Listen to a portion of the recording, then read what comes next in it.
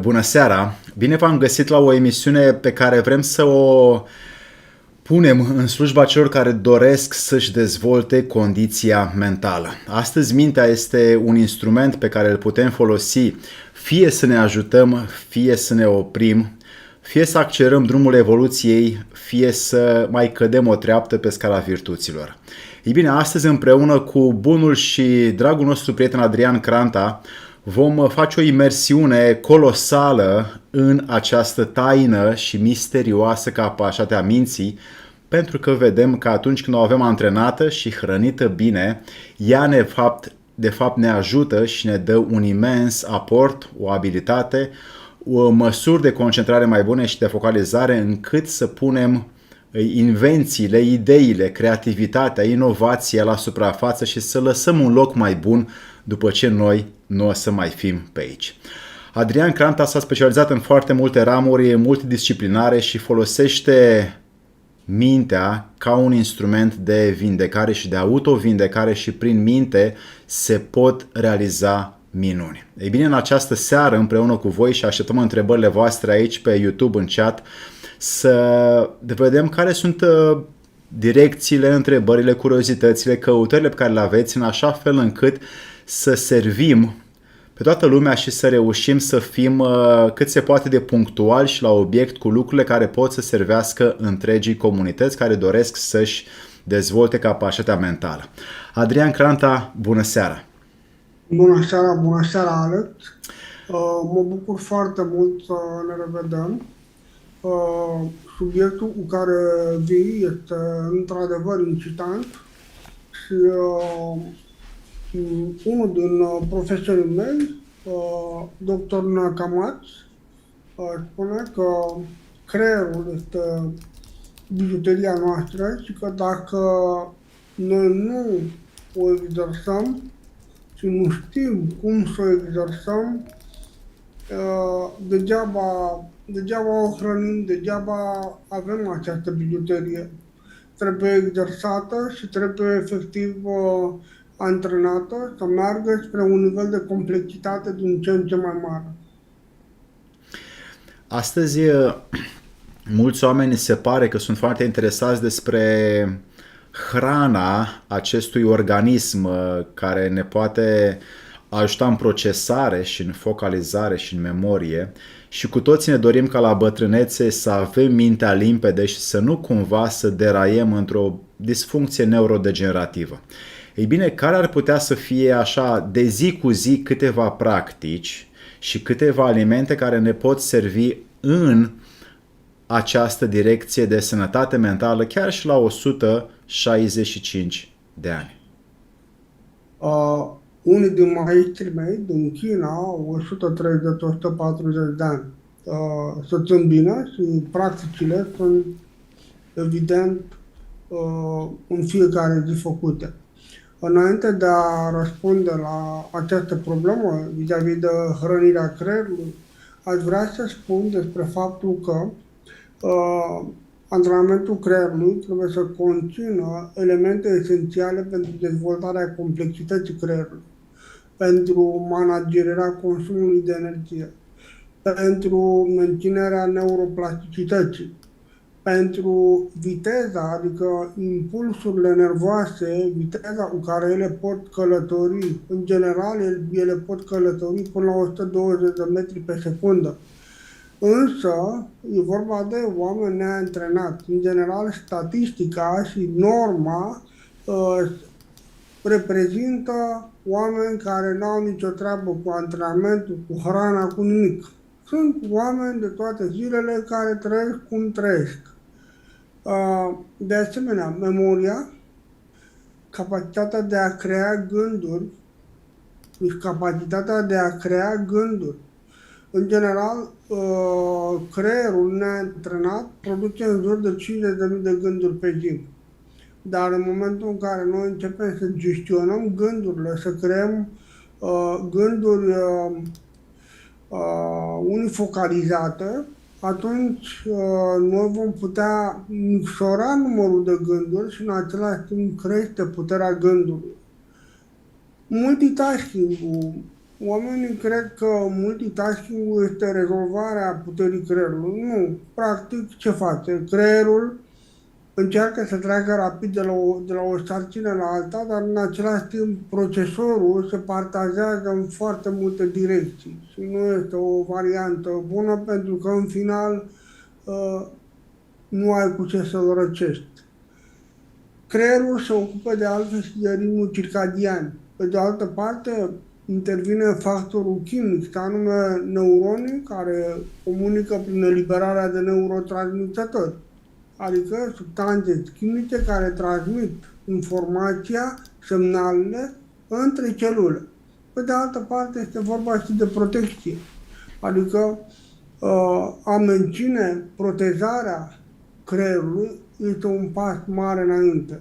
Și am spus adineaori de partea de cooler, coolerul este foarte important. Oamenii, ca să mă înțelegeți, oamenii au pierdut de mult capacitatea de a-și menține creierul la o anumită temperatură de funcționare. Ei deja au pierdut și coolerul corpului. Îi vezi la o căldură de 36-40 de grade, pur și simplu întinzându-se pe jos, nu au capacitatea de a rezista la căldură, la frig. Sunt într-adevăr multe aspecte. Acum, raportându-ne la problema noastră, înainte de a intra în subiect și a răspunde la valul de întrebări pe care sunt sigur că l-ai pregătit, aș vrea să spun de ce are nevoie o celulă ca să fie sănătoasă. Dacă noi înțelegem cum să facem o celulă sănătoasă, atunci noi înțelegem cum să facem un întreg sănătos. Primul lucru important este apa. Apa care să aibă un voltaj potrivit. La ora actuală noi trăim o adevărată nebunie vis-a-vis de apa alcalină, 12, 13, 14, e prea mult. E mult prea mult. Și așa noi avem o problemă cu apa, pentru că majoritatea apelor de pe piață depășesc deja pH-ul 8,5. Majoritatea. Noi vorbim de apa plată. Și asta e o problemă.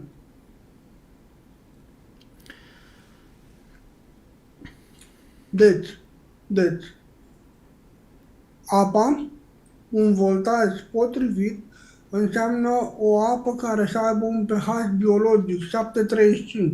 7,35 echivalează cu minus 22 de milivolți. 2. Avem nevoie de grăsimi curate pentru a putea să producem membrane celulare. 3. Avem nevoie de proteine curate pentru a putea produce citoplasmă, adică acea mașinărie din interiorul celulelor. 4. Avem nevoie de vitamine pentru a permite corpului să facă ca grăsimile și proteinele să funcționeze. 5. Avem nevoie de minerale pentru a face ca grăsimile și proteinele să funcționeze și ca întrerupătoare care mențin pH-ul în gama necesară operării vieții. 6. Avem nevoie de oxigen. 7. Avem nevoie de lumina soarelui. Și 8. Avem nevoie de voltaj. Dacă le avem pe primele 7, dar nu avem pe al 8-lea, voltajul, n-am făcut nimic. Voltajul este același lucru cu pH-ul corpului. Corpul trebuie să aibă voltaj pentru a funcționa. Este același lucru cu a spune că trebuie să aveți un pH alcalin. În mod normal, corpul funcționează la un pH de 7,35 minim, și anume similar cu minus 22 de milivolți. Ce trebuie să înțelegem noi este că dacă pH-ul e prea mare, e o problemă, pentru că noi trebuie să avem, când avem un pH mare, Noi trebuie să avem deja asigurată apa cu electricitatea potrivită, grăsimile, proteinele, vitaminele, mineralele, oxigenul, soarele, potrivit. Adică trebuie să funcționeze toate ca un tot unitar. Dacă nu se întâmplă lucrul ăsta, e o problemă. Încă un lucru. Noi vedem situații în care oamenii au copii. Și anume, îi pun să se culce, îi pun să mănânce, îi pun să-și dea toate vitaminele, toate coenzimele, toate mineralele și cu toate acestea, copiii nu sunt cu nimic diferiți față de ceilalți. Întrebarea este, ce lipsește? Tu ce crezi?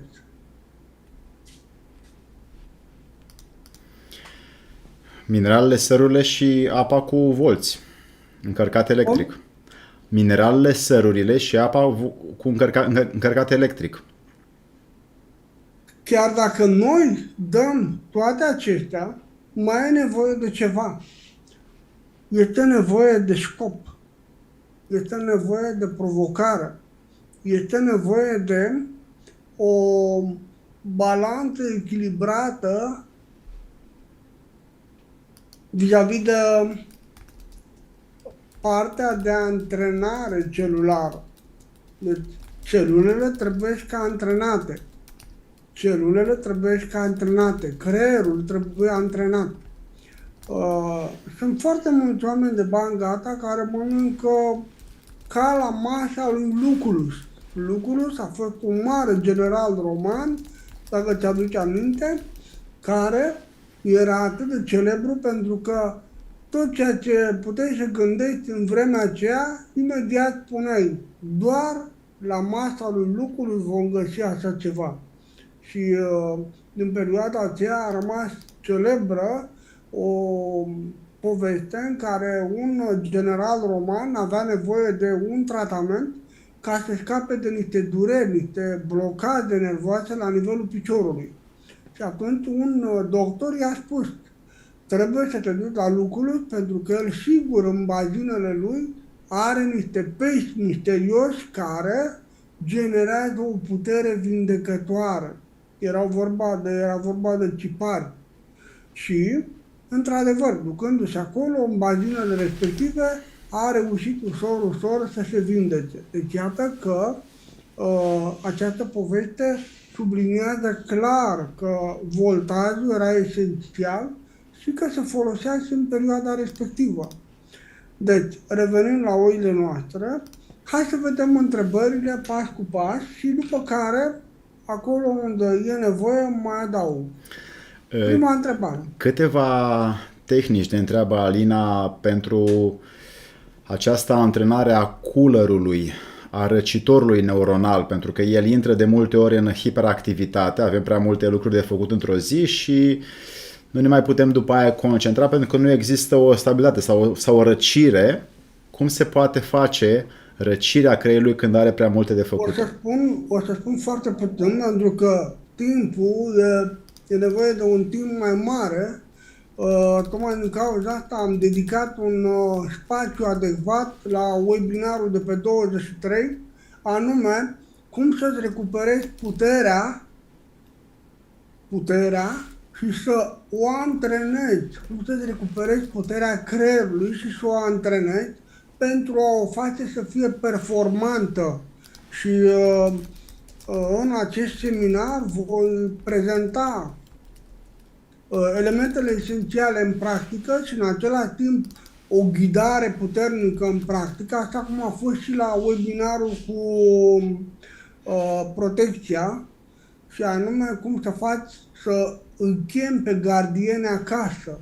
Și toți care acum care au fost la acest webinar practică o dată de 2 ori pe zi și primesc foarte multe testimoniale, foarte multe mărturii că viața lor începe să meargă în sfârșit bine. Ce înseamnă să ai în minte clar un know-how privind protecția. În același timp îi așteaptă cu mare interes ce înseamnă să îți recuperezi puterea creierului și să o poți să o antrenezi. Creierul are foarte mult de suferit din foarte multe cauze, nu numai alimentare, dar în această întâlnire am zis că este o bază puternică, o oportunitate de a înțelege lucrurile de putere despre creier și este practic un moment introductiv pentru webinarul din 23, care începe la ora 19, despre antrenamentul propriului creier. Pentru că mulți oameni antrenează mușchii, unii antrenează energia sexuală, alții antrenează energia emoțională, dar dacă nu ai creier, e inutil. Pentru că doar el poate să gestioneze această capacitate de a crea valoare pe toate planurile. Ce pot să spun pe scurt la întrebarea domniței este noi avem niște membrane, niște fascii meningiale care pe de o parte învelesc măduva și pe de altă parte învelesc creierul. Avem intima cu foaia osoasă a craniului și anume arachnoida, dura mater, avem intermediara arachnoida, care este străbătută de o mulțime de vase circulatorii, și pia mater, care este intima. Aceste trei membrane, ele au capacitatea de a gestiona întreaga putere electromagneto-optică a creierului. Ideea este că noi trebuie să învățăm cum să deblocăm aceste membrane fasciale. Și este exact ceea ce se învață în webinar. Înveți că fiecare parte a creierului este hrănită din interiorul corpului de către un organ. Noi mergem în știința antică, în știința protoistorică de antrenare a creierului, în care creierul este împărțit în mult mai multe părți decât ceea ce învățăm noi în psihologie sau medicină, anume emisfera dreaptă, emisfera stângă, sau despre încercarea de a delimita, de a împărți în ceea ce se numesc ariile lui Broca, ariile Brodmann ale creierului și faptul că fiecare arie are o funcționalitate. Problema noastră, din punct de vedere occidental, este că față de manualele de medicină din anii 50, 40, 30, chiar 60, acum, la majoritatea problemelor ne întâlnim cu o frază tip: etiologie necunoscută. Nu se cunosc, nu sunt suficiente dovezi științifice, totul e în cercetare. Bun. Și atunci, dacă noi nu știm nimic, cum putem să acționăm? În situația aceasta putem să ne ducem către medicina antică, medicina taoistă, iar acolo vom vedea efectiv cum creierul este controlat prin niște conducte de putere. Noi învățăm despre meridiane, învățăm despre meridianele interne, despre cele 8 meridiane speciale și învățăm despre niște superconductori care fac legătura între sursa care hrănește fiecare parte a creierului. Practic, în webinar veți învăța cum să vă autodiagnosticați creierul, să vedeți care magistrală nu lucrează, adică care parte a creierului nu este hrănită, iar odată ce este hrănită nu este suficient, de ca un preludiu. Adică cu un preludiu nu se întâmplă mare lucru. Cu o floare nu se face primăvară, dar se pregătește. Deci, după care omul învață să regleze, să reconecteze fiecare parte a creierului cu sursa de putere care îl hrănește, apoi învață să combine într-o formulă alchimică toate aceste energii și să le combine împreună cu energia virtuților care controlează nivelul de complexitate informațională și creează o uniune, o fuziune între forța terestră, forța cosmică, forța universală și UCI, sau sursa nemărginită, iubirea necondiționată, cum vreți să-i spuneți. Odată ce noi reglăm această poveste de hrănire, pentru că nu înseamnă că dacă băgăm în gură ajunge la creier. Asta e o poveste frumoasă, ne-ar plăcea să fie așa. E o încercare, e ceea ce se zice, la nivelul acesta noi facem tot ce putem ca să fim cu datoria făcută. Dar, practic, hrana noastră, această hrană primară se duce către aceste centrale atomice din interior și aceste centrale procesează energia respectivă într-o energie super rafinată care merge și hrănește creierul. Da, energia sexuală joacă un rol hotărător și nu degeaba oamenii de știință americani au spus că atunci când la tinerețe nu există creier, e greu să culegi ceva la bătrânețe.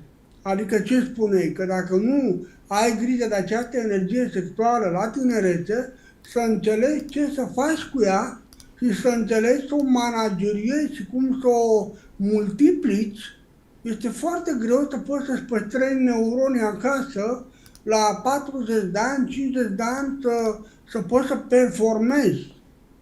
E foarte dificil.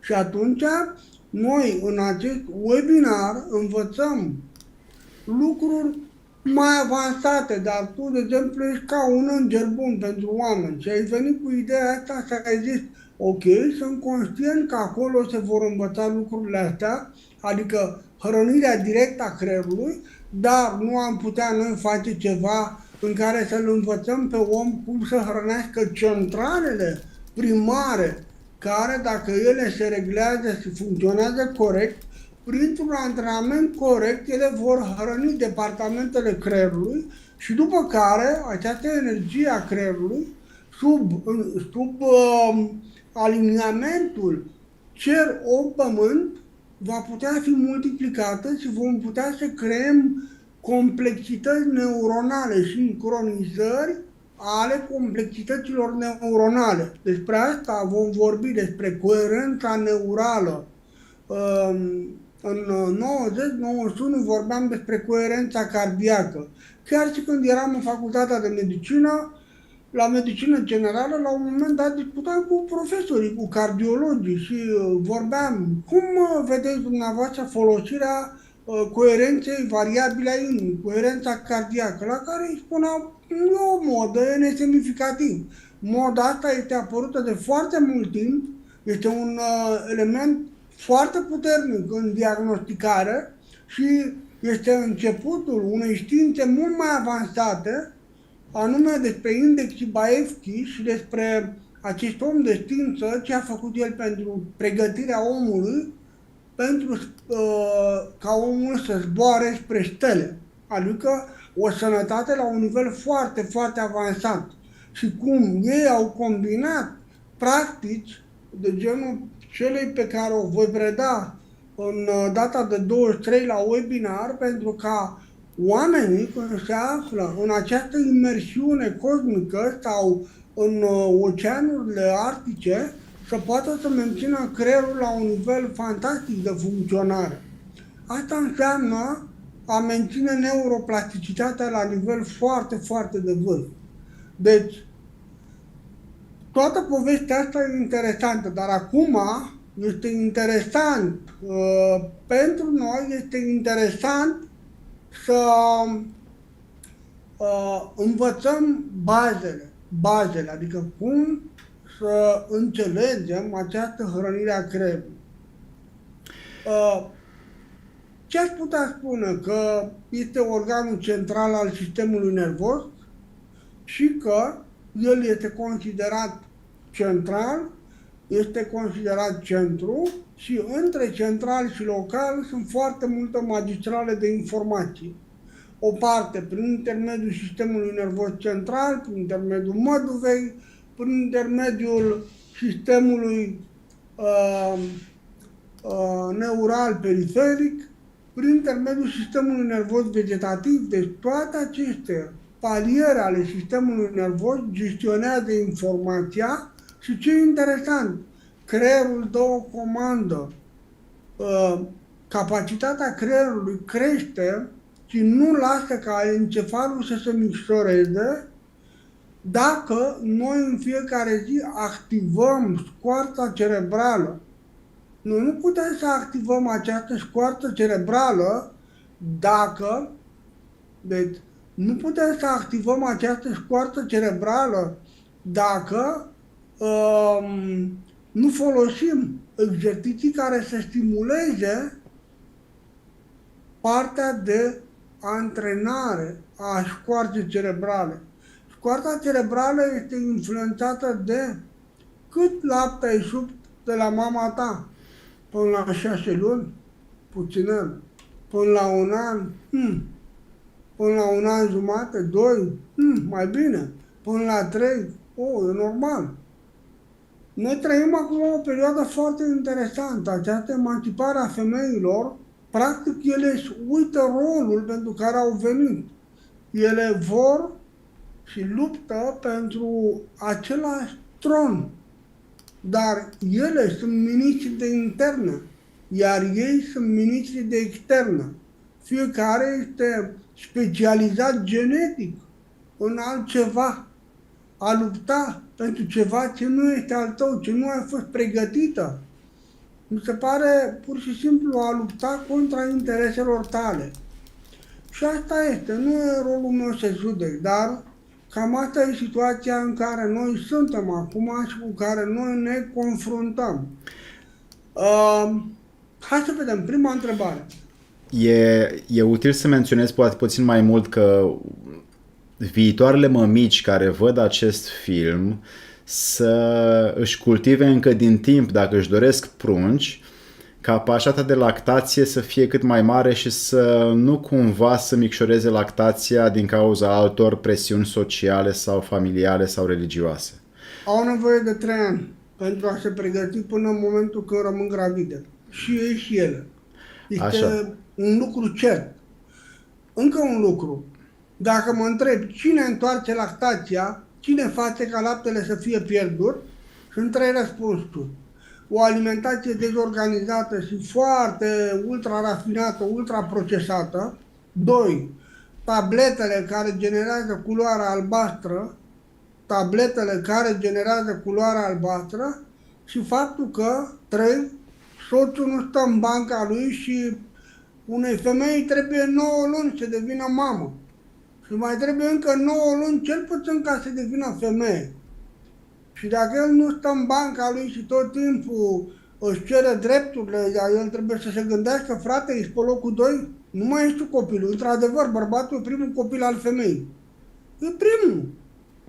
Primul prin tot ceea ce face el. E primul care se naște din ea. E primul care înțelege dezmerdările, apropierile sufletești, sânul ei și așa mai departe. E primul. Și după care, când vine copilul, el trece pe locul 2, vine al doilea locul 3, vine al treilea locul 4. Și tot așa, până ajunge pe ultimul loc.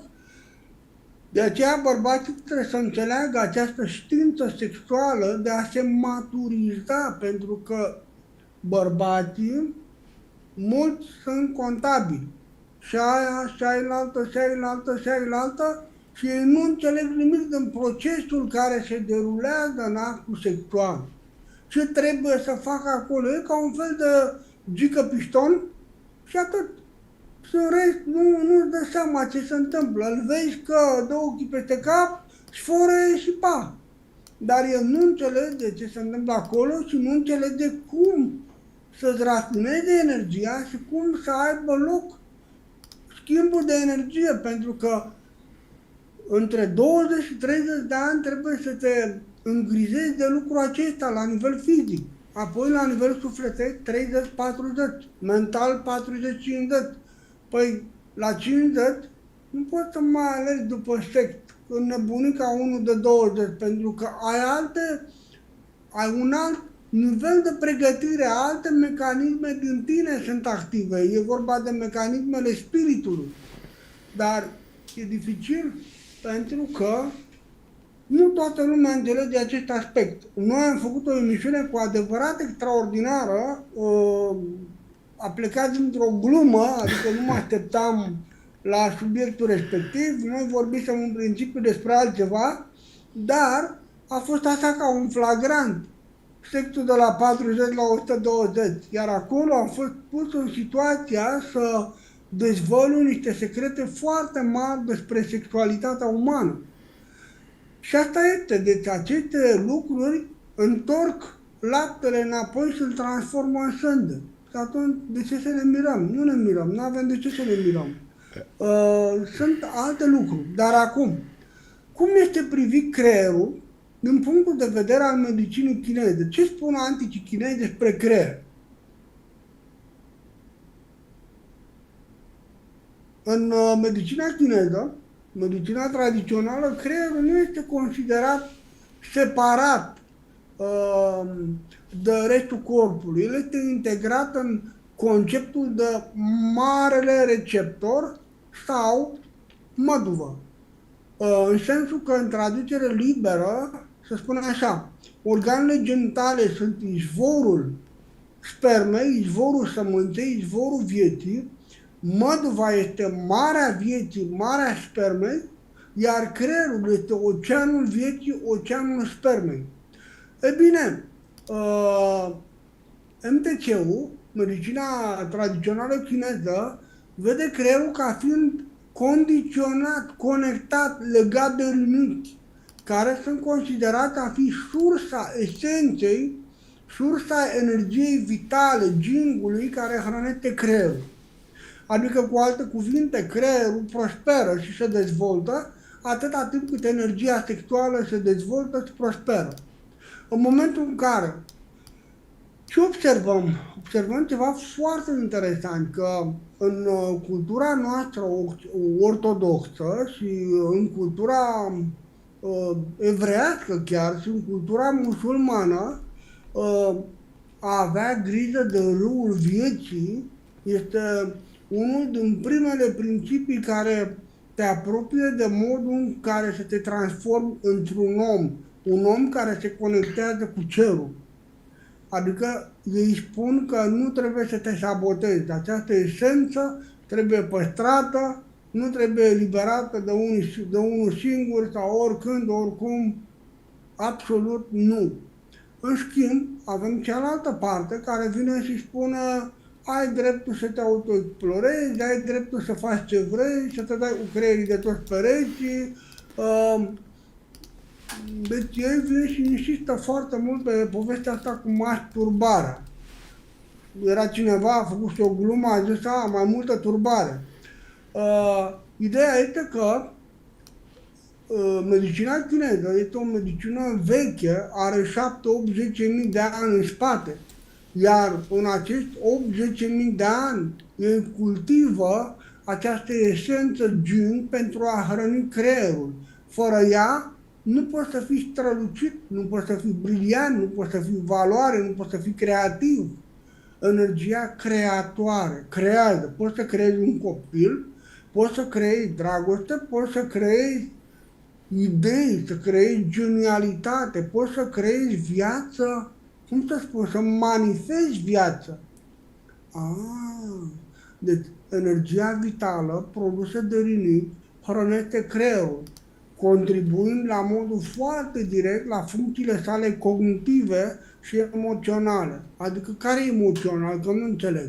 Păi creierul mamalian, adică sistemul limbic. Adică amigdala, da. Cu cât amigdala preia mai mult controlul, cu atât omul dezvoltă mai multe adicții.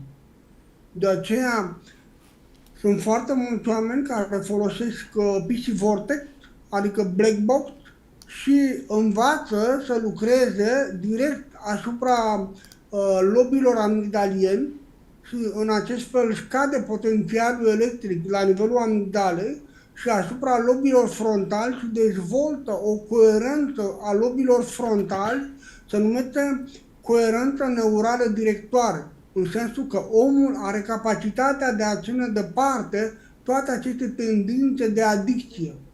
Și asta îi permite ca lobul stâng, cel care controlează, și lobul drept, cel care vine și inspiră, creează idei, împreună să poată să gestioneze această forță de adicție și să o transforme în lucruri care să hrănească viața, care să fie propice vieții. Și din ce în ce mai mulți oameni care au această problemă cu adicția, fumat, băutură, masturbație și alte lucruri de genul care îi secătuiesc de energie, folosind acest sistem de black box și antrenarea nervului vagal, ei reușesc în cele din urmă să se elibereze din tentaculele acelor hidre care i-au ținut ani de zile înlănțuiți. Și reușesc asta în 5-6 săptămâni, 8 săptămâni dintr-o dată sunt alți oameni. Wow!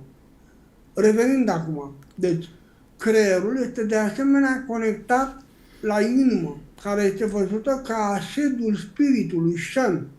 Shen înseamnă că puritatea inimii, non-dualitatea inimii, face ca să nu existe atâtea conflicte paternale la nivelul creierului, în așa fel încât procesorul să nu fie partajat în mii de particii și să îți reunifice toate aceste particii într-o partiție unitară.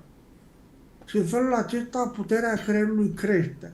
Astfel, sănătatea mentală și funcțiile cognitive sunt văzute ca fiind influențate de echilibru și armonia dintre rânic și inimă, dintre apă și foc. Și sunt multe lucruri de spus aici, dar iată că gândirea chineză este o gândire care, la ora actuală, ultimele descoperiri în neuroștiințe, vine și punctează clar. Da, așa este, chiar așa este. Dacă noi ne referim la neuroștiințe, noi observăm un lucru foarte interesant, anume că modul în care ei studiază creierul și îl măsoară depășește cu mult acele, cum să spun, concluzii, înțelegeri, care au dus la apariția psihiatriei și la apariția psihologiei, pentru că cele două sunt niște concluzii dintr-un dialog dintre doctor sau psiholog și pacient. Nu sunt niște concluzii trase prin intermediul măsurătorilor electrice ale creierului. Și atunci ei vin cu o nouă paradigmă prin care confirmă efectiv ceea ce chinezii aplică de mult, Shaolinul aplică de mult. Când un occidental vine la Shaolin să se antreneze, dacă e doar așa că vrea să cumpere un serviciu, să le dea niște bani, dar pe ei nu interesează că nu văd valoare în om, atunci da, îi vând un serviciu. Dar dacă oamenii aceia văd valoare în acel om, 6-8 luni de zile el este introdus instant în departamentul de dormit, adică tehnici ale somnului prin care să poată să-și recupereze și să-și vindece anumite paliere neuronale și joncțiuni la nivel foarte profund ale creierului. Și pe lângă asta ce mai face? Da, există foarte multe ierburi de putere cu care lucrează, există și practici, dar ei pleacă de la un lucru esențial, somnul. Un mare om de știință, care a tot cercetat în domeniul acesta, împreună cu un colectiv de doctori și de psihologi, a ajuns la concluzia că dacă oamenii ar dormi de vreme și cât trebuie și cum trebuie, 85% din psihologi și din psihiatri ar dispărea. Wow! Adică cum? Simplu. Majoritatea sunt probleme legate de creier obosit. Creier care nu mai poate să creeze armonici informaționale între toate departamentele creierului. Mai muncește care poate. În rest sunt deja pe burtă, dorm sau sunt în agonie. Deci, acum vreau să intrăm cu putere în povestea legată de hrană. Uh, Da, să începem cu câteva dintre suplimentele pe care le poți, pe care le-ai verificat, le-ai testat și ai văzut că foarte mulți dintre pacienți, pentru că știu că ai o ofertă foarte generoasă de suplimente pe care le recomanzi multor oameni și dacă ar fi cu putință pentru cei care sunt astăzi aici în această emisiune și o văd, așa ca prevenire, ce ar putea fără să fie? probleme. Sigur. Plecăm de la o întrebare. Ce își slăbește creierul? Slăbirea funcției creierului este foarte importantă. Poți să iei mama suplimentelor, poți să faci mama elixirelor. Dacă nu elimini cauzele, nu se întâmplă mare brânză. Adică, slăbirea funcției cerebrale poate fi cauzată de mai mulți factori, fiecare influențând în moduri diverse sănătatea creierului. Dar cei mai comuni factori de risc sunt, pe primul plan, dietă săracă în nutrienți, adică multe făinoase, multe lactate, mult zahăr.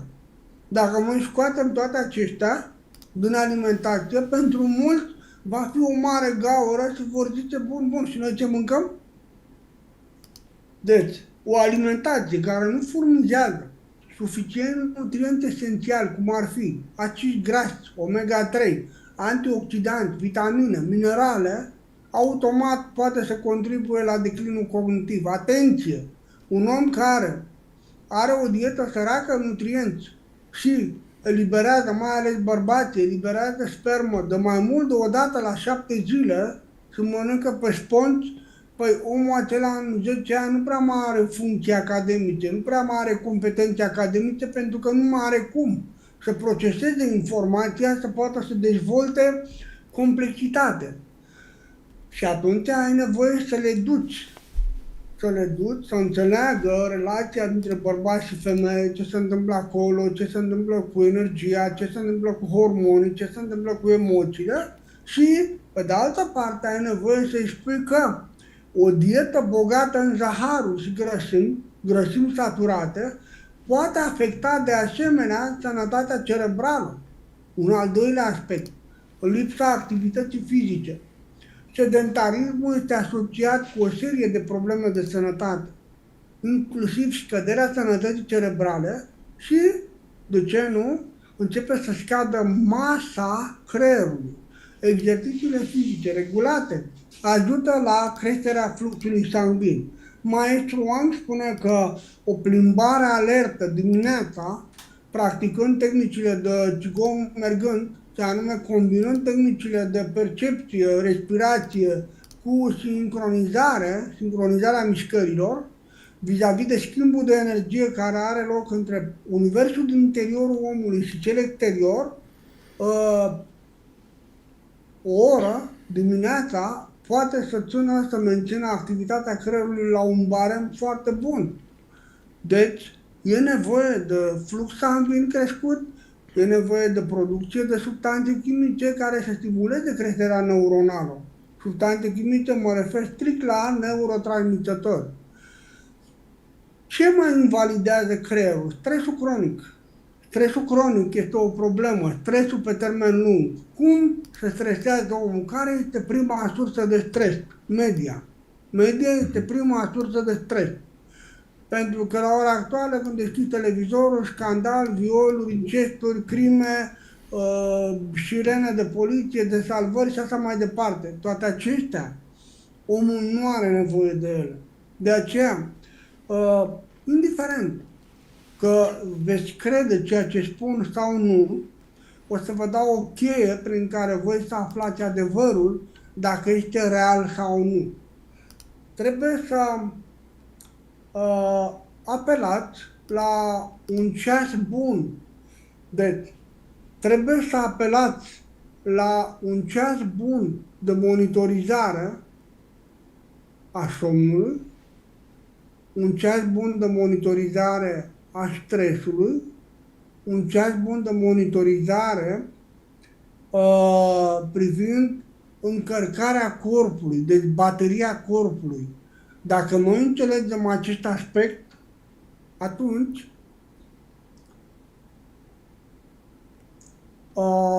noi înțelegem cum să facem un echilibru între intrarea energiei și ieșirea energiei. Lucrul acesta este esențial. Mulți oameni în trecut au venit la mine și ne-au spus că ei nu cred, nu consideră că lucrurile acestea sunt reale, pentru că ei simt mai bine. În situația asta, ceea ce făceam era că le spuneam, căutați un monitor bun, monitorizarea stresului, monitorizarea somnului, monitorizarea încărcării corpului, bateriei corpului. Efectiv, când te uiți la un telefon, vezi semnul bateriei cu foarte multe liniuțe. Și vezi că dimineața telefonul tău e încărcat, e 100% și știi că ai o autonomie bună, cel puțin până seara, dacă nu până a doua zi. La fel este și omul. De aceea eu îi spun omului și îi explic efectiv că trebuie să se măsoare, pentru că tot ce poate măsura, poate să controleze. Și în această situație, enumăr dieta săracă în nutrienți, lipsa activității fizice, stresul cronic. Stresul cronic ce face? Afectează creierul, pentru că e un stres repetat, adică vești de o anumită natură repetată, care creează o nesiguranță. Practic, ce se întâmplă când omul se stresează? Se reduce producția de noi neuroni. Unde? În hipocampus. Și prin creșterea riscului de tulburări afective, cum ar fi depresia și anxietatea, omul iese din realitatea comună și se adăpostește într-o realitate personală. Începe să dezvolte tulburări bipolare și așa mai departe. Probabil că într-un viitor mai apropiat voi vorbi despre acest lucru, pentru că sunt foarte mulți care mi-au cerut să vorbesc pe limba lor și să vin și cu soluții vis-a-vis de tulburările bipolare. Sunt ele ceva atât de rar? Nu. În nefericire, foarte mulți sunt implicați în această problemă, adică sunt afectați, începând cu 5, 10, 15, 20%, greu de depistat. 20, 25, 30, 40%, destul de ușor de depistat de oameni care chiar cunosc. Peste 40, 50, 60% ai senzația că pur și simplu ai dat de leana contra sau gică contra. Acum bași palma, zice ceva și pe urmă s-a răsucit. Și zice, eu asta ceva niciodată n-am spus. Și multe alte aspecte. Nu degeaba în trecut, acum se numește tulburare de dispoziție. Dar înainte era tulburare obsesiv-maniacală. Vom vorbi despre asta în viitor. Deci, revenind la stres, dacă nu ai o practică care să ai un bun management al stresului, da, afectează. Consumul de alcool, consumul de droguri, la fel afectează. Abuzul de substanțe care pot să deterioreze sau să distrugă celule cerebrale. Foarte mulți oameni cărora le-am recomandat monitorizarea somnului și monitorizarea parametrilor fiziologici, noi ne referim la sisteme care sunt chiar consacrate, adică sunt validate de studii științifice și sunt instrumente folosite în domeniul sportului sau în domeniul recuperării. Dar se poate începe cu orice amărât de ceas care are funcția de citire a ritmului cardiac. Se poate începe. Cu timpul omul își va da seama că da, e ceva, dar e incomplet. Vrea mai mult și mai mult și mai mult. Eu nu pot să spun ce anume, pentru că nu fac reclamă la nici o firmă, dar rețineți, sunt puține care sub 1500-1700 de lei fac ceea ce zic. De aceea trebuie să vă gândiți că un sistem mai serios, într-adevăr, înseamnă o investiție mai mare. Deci, când noi începem să accelerăm distrugerea celulelor cerebrale, practic începem să avem probleme cognitive și reducerea capacității de gândire. Adică noi începem să zicem, eu sunt prea obosit să mă apuc de un lucru nou. Ce înseamnă când te apuci de un lucru nou? Înseamnă că ți-ai activat scoarța cerebrală. Da? Da. Deci, fumatul, iar e o problemă majoră. Trebuie să înțelegi că fumatul nu ajută creierul și din contră. Adaugă foarte mult gudron pe acele capilarități foarte fine ale creierului. În final, apar probleme și declin cognitiv. Privarea de somn, păi lipsa somnului. Eu acum sunt implicat într-un studiu foarte profund al somnului și ce am observat? Am observat că nu numai contează perioada de somn dinainte de miezul nopții, dar contează ce faci în acele 3 ore dinainte de ora de somn. Și că orice abatere, las că ia o ciocolățică, ia o halviță, o halva, o bucătură de pâine, un sandwich, imediat îți afectează punctajul. Când noi vorbim despre somn, noi nu vorbim de faptul că ai dormit 7 ore, 8 ore sau cât ai dormit. Nu, nici de cum. Când noi vorbim despre somn, noi vorbim de capacitatea de a înțelege, parametrii somnului, adică imediat, așa, parametrii somnului, în sensul că odată ce noi intrăm în monitorizarea somnului, noi începem să vedem palierul de somn și vedem în primul rând durata. Dar nu e semnificativă. Poți să dormi 8, 9 ore, 10 ore ca bolovanul și să nu faci nimic. Vedem stresul cu care ai intrat în somn. Vedem cât de profund, cât de adânc a fost somnul. Vedem dacă palierele de somn ușor care condiționează REM-ul au fost bune sau nu. REM-ul, câte minute a fost? Dacă a fost o stare de neliniște în timpul somnului, dacă au existat treziri, alterări ale conștiinței în timpul somnului, deci toate acestea noi le vedem. În același timp, vedem pulsul, vedem bateria corpului, vedem partea de puls-oximetrie. În gândirea asiatică, în gândirea siberiană, cea mai mare cameră din camerele mari, importante, dintr-o casă, sunt dormitoarele. Și când noi ne uităm acum în Occident, noi vedem că ele sunt tratate ca fiind nesemnificative, adică ca un fel de cușetă de tren. Ori dacă nu ai oxigen în timpul somnului, sunt probleme mari, pentru că afectează creierul. Încă un lucru, noi avem nevoie și de dioxid de carbon. Mulți spun, vai, oxigen, stai frate că noi avem foarte mult azot. Avem, cum să spun, 79% azot. Avem 19%, peste 19% oxigen. Avem dioxid de carbon foarte, foarte puțin. Și avem gaze rare, xenon și așa mai departe, ceva nesemnificativ. Deci, practic, schimbul de dioxid de carbon este important, dar avem nevoie să înțelegem și oxigenul.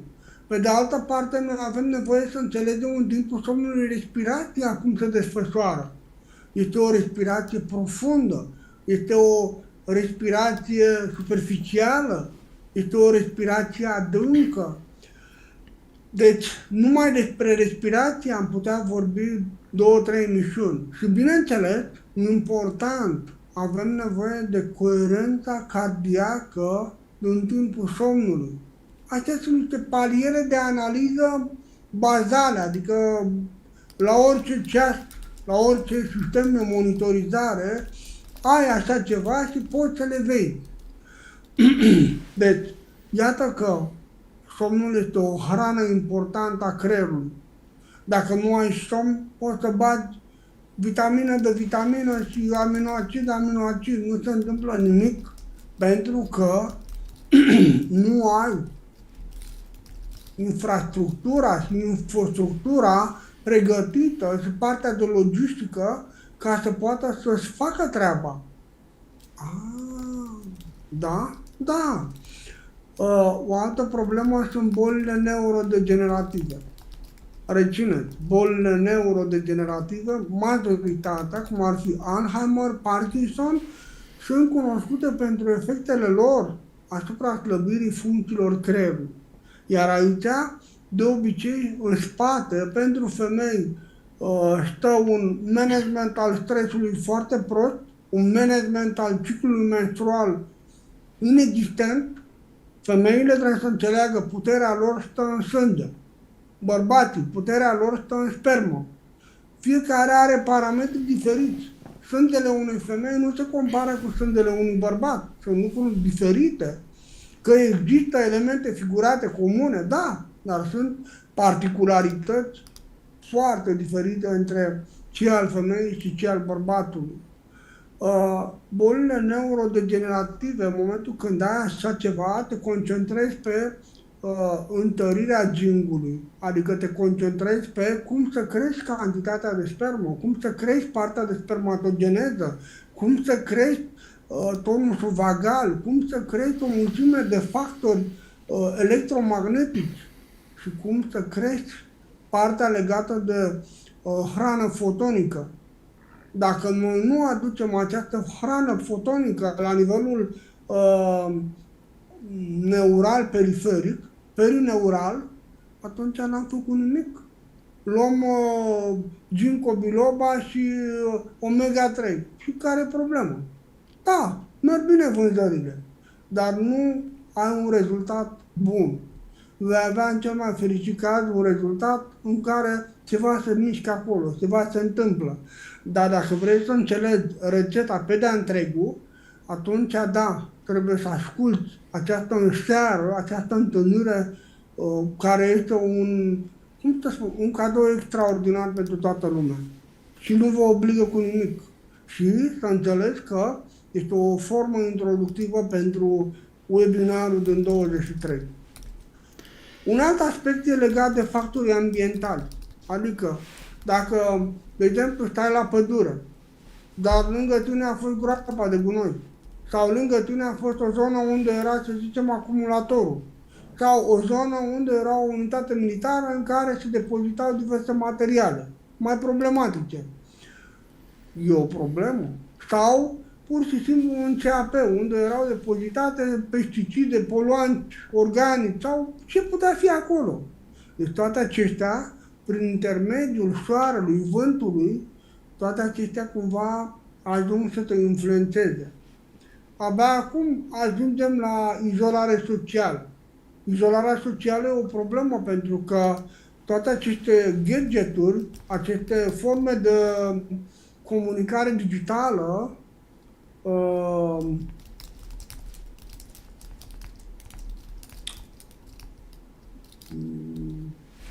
patogenie digitală, toate acestea te fac să te retragi, să te izolezi social. Această izolare socială, el și ea se iubește, se duc în parc să se întâlnească. El pe telefonul ei, ea pe telefonul ei. Te iubesc, chiar răspunde și eu te iubesc. După care el trimite o floricică și până ajunge fiecare să uite la un film. Ce s-a întâmplat acolo? O problemă. Pentru că nu se pot pune bazele unei relații pe ceva real. Este o relaționare virtuală care nu are de-a face cu realitatea. Toată partea asta de neurotransmițător nu poate să conlucreze pentru a crea o celulă familială, o celulă de cuplu. Deci, e o problemă. Bolile vasculare. De ce apar ele? Bolile vasculare, în general, apar datorită faptului că nu avem materiale de schimb, nu avem piese de schimb. Și atunci ne avem piese de schimb aminoacizi. Noi învățăm că mâncăm pâine cu apă. Mâncăm un covric, mai bem un suc și cam asta este. Și gata, a trecut. Dar toate acestea duc la subregirea corpului. Nu merge așa. Și atunci noi trebuie să înțelegem cum să tratăm aceste boli vasculare. Adică dacă noi avem părți ale creierului. De exemplu, am un prieten foarte bogat, un multimiliardar, care a avut o problemă mare cu o stenoză a jugularei, la nivelul gâtului. În proporție de 75-80% era obstrucționată. S-a dus la doctor, s-a zis, domnule, facem așa, intervenție chirurgicală, pe urmă s-a dus la alt doctor. Păi stai puțin că schimbăm și nu știu ce valvă, spunem valvă mecanică, Toshiba sau nu știu ce valvă. Și fiecare când îl vedea vrea să-l schimbe cu ceva, să-i bage proteze, să facă tot felul de nebunii. În final era un fel de Robocop. Și omul a zis, stai puțin, am avut suficient creier să fac banii ăștia, am suficient creier să descoper cum să-mi rezolv problemele. Și în decurs de 5 ani a rezolvat toate problemele. Și a creat un management extraordinar al sănătății. Bun. Deci, bolile cardiovasculare sunt importante. Dacă noi înțelegem acest aspect, ce anume otrăvește fizic creierul, anume substanțe chimice, alcool, droguri, medicamente, poluanți ambientali, trebuie să înțelegem ce anume otrăvește non-fizic creierul.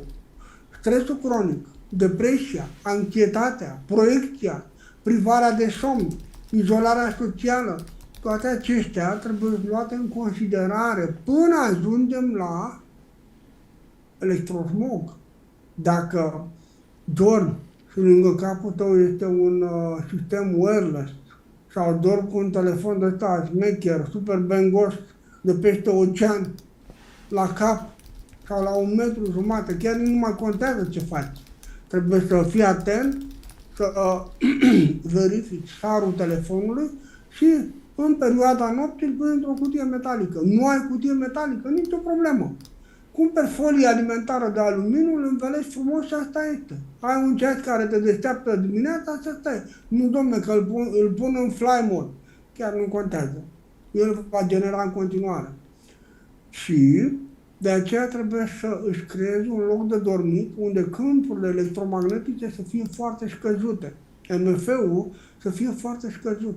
Deși se spune că totul e în siguranță, nimic nu este scăpat de sub control, totuși s-a observat prin monitorizarea somnului, s-a observat că în momentul când ai un telefon lângă tine, mai ales unul de ăsta smecher, vei vedea că scorul la somn îți vine să te iei la întrebări, Doamne, ce păcat am făcut aseară. În momentul când ai scos, ai început să scoți, ai o aerishire bună, nu ai dat drumul la wireless. Ce se întâmplă în est? În est, la ora 10, wireless-ul gata, s-a întrerupt. Dacă tu vrei să plătești un abonament special, că lucrezi de noapte, ai nevoie de internet, da, plătești și asta e. Dacă nu, populația este protejată. Da, în sensul acesta, Adrian, foarte mulți care locuiesc în spații aglomerate, cum este un bloc, ei acolo au rețelele vecinilor și uneori se strâng câte 20-25 de rețele în casa omului și nu le poate închide pe acelea. Ce poate să facă? Poți să folosești un sistem care este asigurat pentru 5-6G, gen Pisinova. Și ți-ai creat aceea antenă sub saltea, ți-ai creat un spațiu de securitate zero, în care pur și simplu dormi ca în sânul lui Avram, ca să mai fi într-o casă de chirpici. Dormi bine. Nu? Este la tine pe site Pisinova? Da. Ascultă-mă. Fă un experiment. În primul rând, fă rost de un monitor bun. Un monitor bun, deja când am vorbit de caracteristicile somnului, am dat exact indicativele care te duc la exact firma care chiar face treabă bună. Nu e cea mai performantă, dar e la îndemână. Adică e cea mai modestă de jos cu care poți să-ți faci treaba. Da, au și variante la 10.000, 15.000, 20.000 de lei, dar nu cred că ai nevoie de așa ceva. Până la urmă, ești un om care vrei doar strictul necesar, sănătate. E bine, foarte mulți cred că în momentul când e un sistem de genul ăsta, gen Piscinova, își dispar toate radiațiile din bloc și vii și măsori și nu mai ai nicio radiație. Nu, greșit. Acest sistem creează un impuls de unificare și de consolidare a propriului tău sistem de generare a undelor Schumann, care se află la nivelul capului, hipocamp, hipotalamus. Și rezultatul nu-l măsori în dispariția undelor, ci îl măsori în modul cum ai dormit, în modul cum ai fost contorizat, punctat sau depunctat, în momentul în care analizezi somnul, pulsul, oxigenul, HRV-ul și așa mai departe. Și acest mod este un mod extraordinar. Am dat era o echipă de ingineri care studiau problema asta și m-au sunat și au zis, domnule, am vrea și noi să vedem dacă sistemul acesta Piscinova chiar e eficient, că noi am testat cam ce pe piață și nu are nicio treabă, adică nu... Asta nu zic ce au zis ei au zis că nu e niciun rezultat. Eu nu zic așa, eu zic fiecare om a încercat să facă ceva, dar este insuficient. Și atunci le-am zis, ok, puteți să cumpărați acest produs și în același timp folosiți genul acesta de monitoare de somn și aveți zile când dați drumul la partea de securizare a somnului, securizarea locului unde stai să muncești și vezi cum se încarcă corpul, cum lucrează somnul, cum te aduce la niște parametri normali și când nu mai lucrezi cu sistemul ăsta, vezi prin comparație.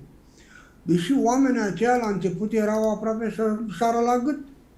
Și după ce au început să facă ce le-am spus, după o săptămână, două, mi-au spus, domnule, chiar îți mulțumim, adică chiar vrem să luăm pentru familiile noastre, pentru că chiar este eficient, adică oricine poate măsura, oricine poate să vadă lucrul ăsta. Dar oamenii aveau destul de multe cunoștințe privind cercetarea, modul cum cercetezi ceva, dacă e eficient sau nu. Nu se apucau, lași că am aparatul ăsta, beau jumătate de vodcă, mai beau 3 cafele și pe urmă mai mănânc vreo 3 friptane și pe urmă mai beau o bere și mă culc. Păi dacă ai făcut asta, deja ai un scor nesemnificativ, să nu te miri că ești pe 0 sau pe minus 3. Dragilor, trăim vremuri interesante. Eu nu sunt un tip dificil, sunt un tip realist, nu sunt pesimist, nu pot să spun că sunt un optimist, sunt realist. Fiind realist, dacă văd un morcov, nu mă mir că e mare sau mic, îl mănânc, îmi susțin viața. Deci, deși mulți spun că toate acestea respectă standardele de siguranță, eu nu zic că nu, dar oamenii nu sunt la fel. Unii pot rezista, alții nu. Unii pot rezista la un frig de 10 grade, dar alții mor de frig și la 20 de grade. La fel este și aici. Deci, ei, într-adevăr, vin cu recomandări pentru utilizare sigură și spun, nu folosiți căști Bluetooth, căști, nu știu, wireless, folosiți căști cu fir sau vorbiți esențialul la telefon, țineți telefonul departe de locul unde dormiți, de birou, și așa mai departe. Sau, la ora actuală, în Est, sunt niște sisteme de familie în care fiecare membru al familiei vine acasă, își bagă telefonul în acea cutie, se conectează și tot sistemul de telefonie este prin cablu pe telefoane normale. Și fiecare om are indicativul lui, culoarea lui și știa, telefonul meu sună, verde, albastru. Și în felul acesta, ei manageriază foarte eficient partea de electrosmog. Și oamenii au grijă de sănătatea lor, au un nivel de educație în acest sens foarte bun și un nivel de conștiință, că totul pleacă de la conștiință. Dacă nu ești conștient și nu ridici nivelul de conștiință, N-ai cum să faci față. Deci, sănătatea mentală și somnul sunt cele care te ajută să înțelegi cât de mult electrosmogul te influențează. Noi am avut o emisiune acum vreo 3 ani, 4 ani, parcă, și a fost genial. Mi-ai pus două întrebări atunci care și acum mi-au rămas în minte. Adrian, dacă ar fi să enumeri, vorbeam de alimentație, dacă ar fi să enumeri cauza numărul 1 a toxinelor, care ar fi? 1, 2, 3, 4, 5, 6?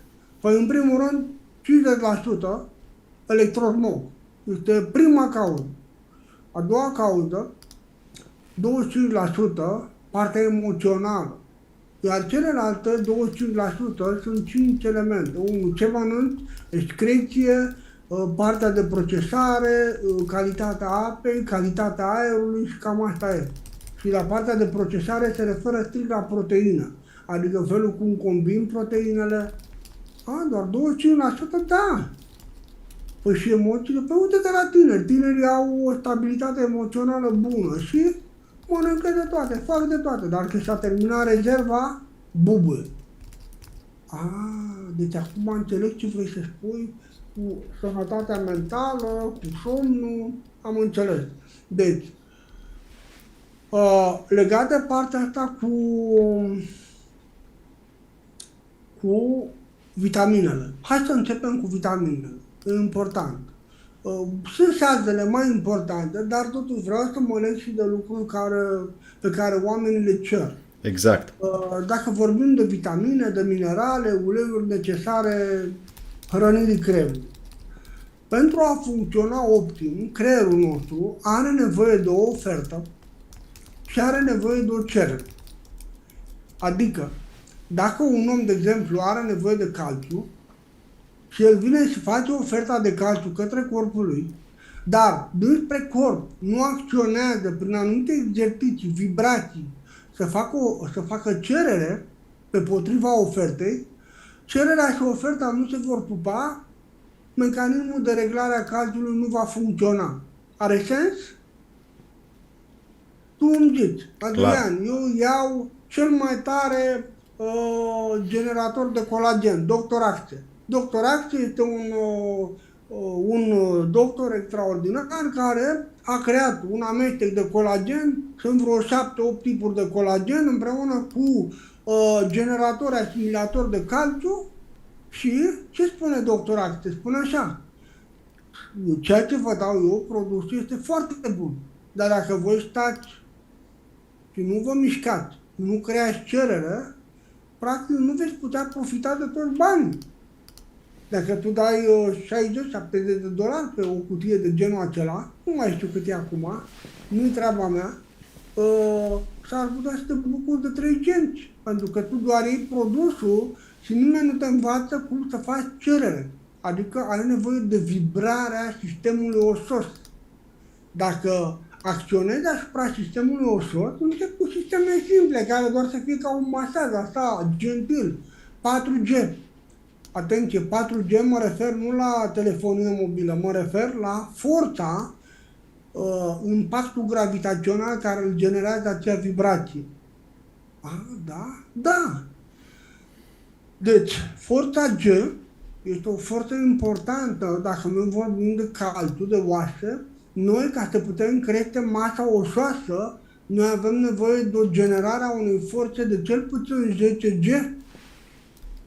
De acolo încep să se mite lucruri. La 15G, 17G, gata, ai intrat în palierul de cele 3 mari miracole. 1.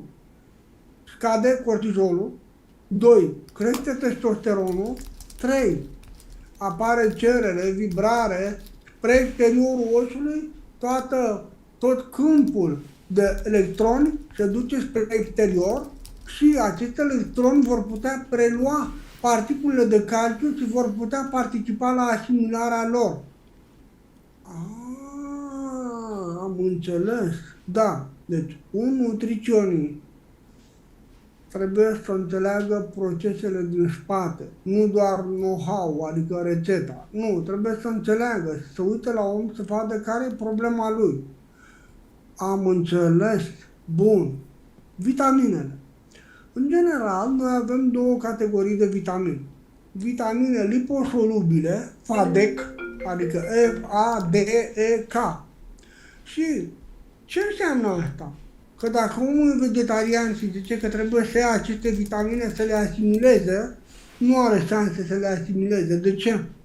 Pentru că are nevoie de lipide, de grăsimi. Și are nevoie de grăsimi bune și cantități destul de mari. O bune? Da. Și invers, dacă vitaminele sunt hidrosolubile, are nevoie să bea apă de la 2 litri jumate, 3 în sus, ca să se poată întâmpla ceva cu gama de vitamine B, B1, B2, B3 și așa mai departe, B17. Deci, toate aceste B-uri joacă un rol crucial în metabolismul energetic și în menținerea funcției nervoase, special, deși în medicina civilă se spune că nu, tiamina nu e pentru sistemul nervos. Nu. Tiamina în medicina militară este folosită în special în reglarea și optimizarea metabolismului enzimo-energetic al inimii. Am înțeles. Deci, vorbim de B1, tiamină, că vorbim de B3, niacină, că vorbim de B6, piridoxină sau B12, cobalamină, chiar este foarte important să înțelegi rolul lor și să înțelegi că da, ai nevoie pentru sănătatea neuronilor, ai nevoie pentru producerea de mielină, adică substanțe care învelește și protejează sistemul nervos. Ai nevoie de vitamina D, dar oamenii zic, e o vitamina D, foarte frumos.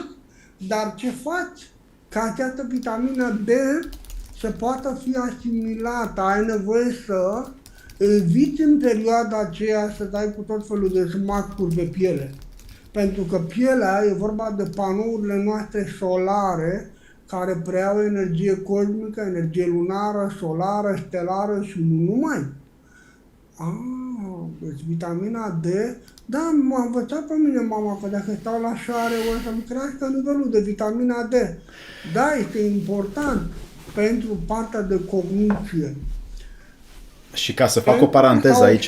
Că deficitul de vitamină D, adică statul în casă, nu ieși la soare dimineața până în 9-10, după amiaza, după ora 4-5, pentru că dacă ieși în intervalul ăsta 10-4, te alegi cu alte nebuneli, dacă trebuie să mergi repede, dar cei care prind soarele de dimineață e fantastic. Au o asimilare a vitaminei D fantastică. Corpul produce, corpul primește și împreună poți să ții departe bolile neurodegenerative, gen Parkinson, Alzheimer și multe altele. Vitamina E. Ca să fac o paranteză aici înainte de vitamina E, aici avem sau prezentăm apă de la tărâțe, 10 litri în 4 zile, tot complexul de vitamine B, încărcătoare celular pentru creier și nu doar. Este foarte, foarte importantă vitamina. Dar în același timp este foarte important să lucrăm cu tehnici și tehnologii de relaxare a foliculelor, firelor de păr ale creierului, relaxarea scalpului, condiționează modul în care creierul se hrănește. Omul, tu ești specialist, ești psiholog și ai foarte multă competență clinică și știi foarte bine că omul somatizează foarte multe lucruri neplăcute în viață. Cum? Contractând maxilarul. Cum? Contractându-se la nivelul pieptului, la nivelul buricului, la nivelul organelor genitale și în final toată această tensiune la nivelul craniului, la nivelul scalpului. Și acest aspect influențează extraordinar gândirea, calitatea somnului și modul în care noi hrănim creierul. Pentru că este o barieră hematoprotectoare despre care poate apucăm să vorbim ceva și bariera asta noi trebuie cumva să intrăm și să o deblocăm, adică prietenii să fie primiți, dușmanii nu. Vitamina E. Este un antioxidant puternic, protejează celulele cerebrale cum? Prin faptul că ține sub control stresul oxidativ, dar în același timp mărește procesul de spermatogeneză, adică mărește capacitatea sexuală de a produce energie și hormoni, ceea ce va duce la o capacitate cognitivă bună și va stopa acel declin, acea apariție a problemelor degenerative. Vitamina C.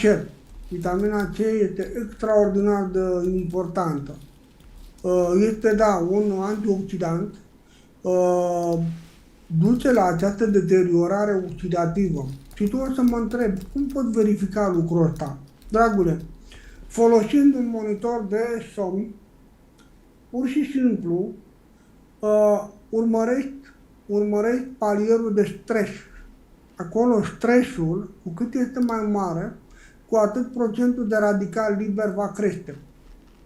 Cu cât procentul de stres este sub 20, 15, 20, maxim 25, e bun. În general, oamenii se scoală dimineața cu 30, 40, 50 și vin seara cocosat 70, 80, 90. Deci, bateria corpului, dimineața se scoală cu 30% baterie încărcată, la ora 10 deja e pe sponci, bagă cafea, bagă, te târăși până seara. Seara ce se încarci? Dificil, pentru că seara intri într-un protocol de seară încât zici să-mi bag picioarele în orice și acum vreau să-mi trăiesc viața, să mă uit, să fac ce vor mușchii mei, nu mai vreau să aud de serviciu. Și omul trece într-o defulare și practic se autopedepsește, se autoflagelează, nu ține cont de necesitățile fiziologice ale corpului. Și asta e situația. Oamenii se învârt într-un fel de cursa sobolanului și este o problemă. Mineralele. Mineralele sunt esențiale și aș vrea să vorbim un pic despre magneziu. Foarte mulți oameni, pentru că au mâncat și au băut tot felul de lucruri nepotrivite din oraș, și-au distrus capacitatea de asimilare. Factorul intrinsec deja nu mai poate să facă față la susținerea procesului de asimilare. Și atunci noi trebuie să găsim căi ocolite și cumpărăm sare Epsom, facem baie cu sare Epsom. Bineînțeles, vă consultați cu medicul de familie, împărțiți responsabilitatea cu el. Întotdeauna împărțiți responsabilitatea cu medicii. Unii nu vor nimic, nu vor să semneze. Sunt, cum să spun, ca unii avocați sau contabili. Nu vor să semneze nimic, ei doar vor să încaseze. Bun, n-ai nevoie de ei. Ai nevoie de oameni care își asumă o comunicare cu tine și care înțeleg. Da, domnule, știu, magneziu e bun, la situația ta ai putea să faci de 3 ori pe săptămână cu 500 de grame de sare Epsom la cadă. Poți să faci cadă, 15-20 de minute. Ce face magneziu? Este poate unul dintre cele mai importante minerale pentru funcția nervoasă. De ce? Așa cum am spus în emisiunile trecute, în biologia ascunsă, am vorbit despre electrobiologie, electrofiziologie. Și am spus că magneziu este acel întrerupător în poziție de off, adică gata, relax, toată lumea a muncit bine, la odihnă. Iar calciu este acea parte a întrerupătorului în poziție de on. Gata, băieții, sunteți odihniți, pornirea, scânteia, pac! Ați început deja, puteți să lucrați. Dar magneziu este important, ai nevoie să te scoți din priză. Gata, am muncit, m-am scos din priză, deconectare totală. Deci este important pentru funcția nervoasă și relaxare musculară. Magneziu are un rol în peste 300 de procese enzimatice și este esențial pentru sănătatea creierului. Plus că generează și ATP-ul, adezinul-trifosfatul. ATP-ul, deci partea mitocondrială este foarte importantă. Deci, zincul. Zincul este esențial pentru majoritatea oamenilor și este esențial pentru bărbați, pentru că este foarte important. Există un dispozitiv, se numește dispozitivul Adams. acest dispozitiv ce face? Monitorizează sănătatea vasculară a arteriolelor, începând de la cap, mâini, picioare, stex. Și monitorizează sănătatea psihologică a individului și monitorizează capacitatea zonei urogenitale, zonei genitale de a produce hormoni sănătoși. Cum? Monitorizând numărul de erecții în timpul nopții și monitorizând intensitatea lor, pentru că, biologic vorbind, când un om nu mai are, este un lucru subconștient care se întâmplă, vegetativ. Adică e nevoie de a aduce erecție în timpul nopții în zona respectivă pentru a putea spăla vasele de sânge, a recircula sângele într-o zonă care poate nu mai folosești. Și atunci, acționând în acest sens, cu ajutorul acestui dispozitiv, Adam, poți să-ți monitorizezi, să vezi, da, uite, valorile sunt scăzute, păi ce am făcut? Am mâncat tot felul de ciocolăți, am băut tot felul de răcoritoare, m-am culcat târziu, am vizionat tot felul de bazaconii. Deci n-am avut timp de mine. Și m-am fost la serviciu rupt în două, tors de șeful și trimis acasă. Am înțeles. Plus stres, eu știu, poate familie, poate copii, poate soț, soție sau poate socri sau părinți. Toate acestea sunt responsabilități și de aceea noi avem nevoie să înțelegem cum să facem acest aspect. Zincul este important în activitatea neurotransmitătorilor și în modularea comportamentului. Zincul este un factor esențial pentru funcția neurologică și poate influența starea de spirit. Fierul. Fierul este crucial privind transportul oxigenului în sânge și foarte multe procese biochimice la nivelul creierului. Deficiența de fier duce la oboseală, o scădere a atenției și probleme majore de memorie. Seleniu este un antioxidant fantastic. În perioada anilor 93-95 mă ocupam de așa ceva. Era un om de știință român fantastic de bun și vorbea despre un produs făcut de planta vorel, se numea Orgasel. Orgasel, seleniu organic, era un amestec de drojdii cu seleniu. Pentru oamenii după 40 de ani era un adevărat panaceu. Nu mai știu ce s-a întâmplat cu produsul ăsta, dar extraordinar de bun. Deci, ce face? Repară. Deci, repară, previne acele daune oxidative la nivel celular. Este foarte important pentru menținerea funcției cognitive, pentru sănătatea mentală. Uleiurile. Uleiurile, acizii grași. Da, avem nevoie de acizi grași. Omega-3, avem nevoie de acizi grași nesaturați care să intre în sistem și să se satureze cu toxine, să fie eliberate afară. Avem nevoie special EPA și DHA. Acestea sunt esențiali pentru menținerea structurii și funcției celulelor cerebrale. Deci noi avem nevoie să menținem sănătatea structurală a celulei și sănătatea funcțională a celulei. DHA este un component major al materiei cerebrale, influențează neuroplasticitatea, neuroprotecția, toate acestea sunt influențate. Unii oameni mă întreabă, Adrian, ce uleiuri să folosim vis-a-vis de susținerea sănătății creierului, dacă totuși nu putem face mare lucru la început, abia ne adunăm să fim un pic prezenți. Dragilor, uleiul de rozmarin, uleiul esențial de rozmarin, uleiul de mentă, 5 picături, 3 picături, amestecate sau de sine stătător, fiecare poate să aducă un plus de vitalizare a creierului și începi să-ți dai seama ce se întâmplă. Deci poți să influențeze pozitiv focusul și claritatea mentală și Și asta o poți face prin această aromoterapie. Dar noi avem sisteme care detectează problemele corpului, problemele omului și în același timp face și compatibilitatea și dozajul la ce uleiuri esențiale sunt favorabile acelei situații de sănătate. Este ok. Deci, ca să puteți să vă folosiți de toate aceste aspecte, avem nevoie de o dietă echilibrată, bogată în legume, fructe, fibre, cereale integrale. Atenție! Când zic cereale integrale, nu zic grâu, nu zic porumb și nu zic orez.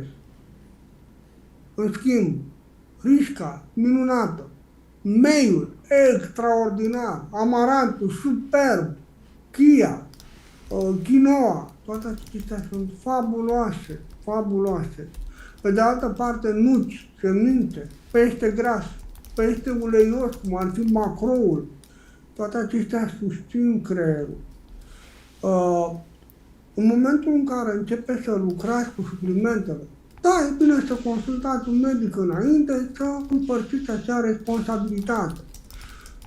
Ca să evitați supradozajul sau subdozajul. El o să vă spună, la kilograme corp avem nevoie de dozajul ăsta. În general, posologia de pe piață se raportează la palierul de kilograme între 50 și 70 de kilograme. Cam asta este. De aceea trebuie să vă gândiți. Kilograme corp.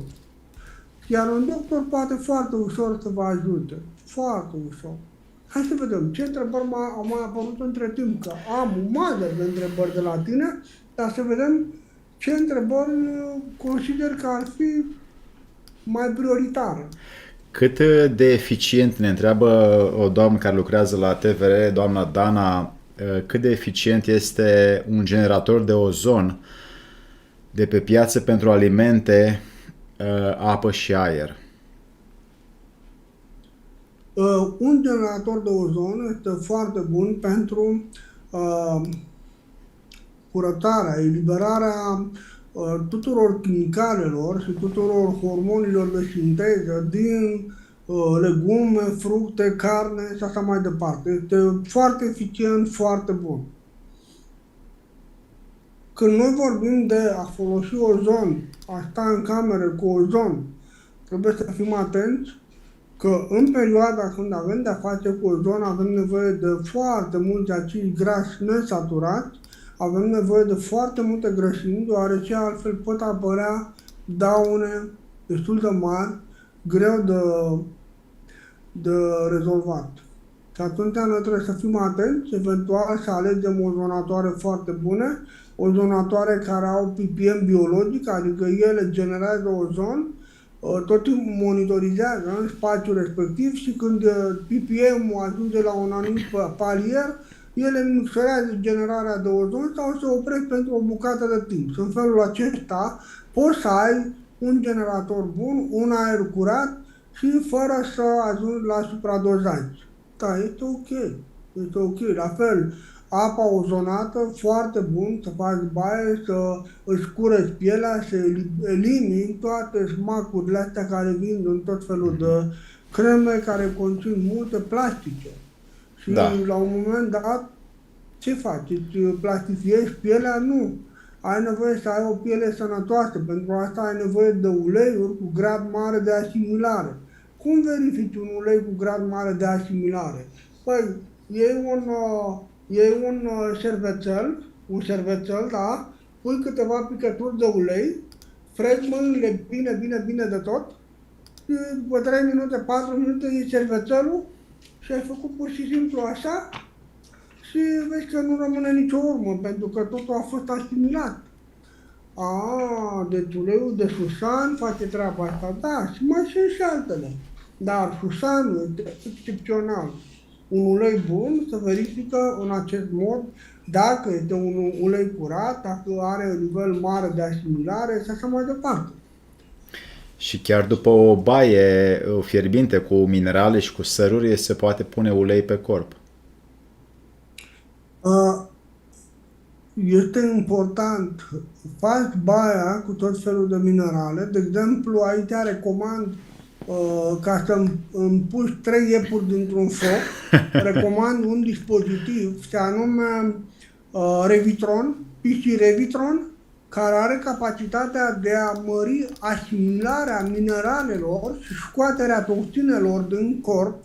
Deci, practic, transportul activ și pasiv începe să fie accelerat și are o capacitate de a reface palierele electrice neurodermale și chiar profunde ale pielii.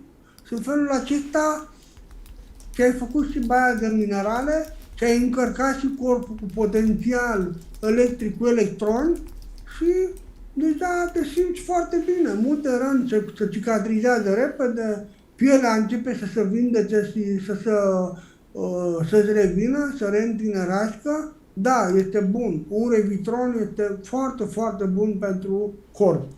După care, ieșind afară, poți folosi ulei de cocos, ulei de șușan, sunt tot felul de uleiuri sau creme pe bază de lapte de măgăriță sau sunt tot felul de uleiuri, depinde după ce folosești, dar în orice caz, atenție cu statul în soare, mai ales în perioada aceasta, pentru că soarele îmbătrânește cel mai repede pielea și corpul. Rețineți un aspect foarte important, foarte important. Oamenii cred că bătrânețea pleacă de la periferie, de la piele, de la păr. Fals! Bătrânețea pleacă din interior și nu ne mai putem să susțină interiorul, nu va putea să susțină nici exteriorul.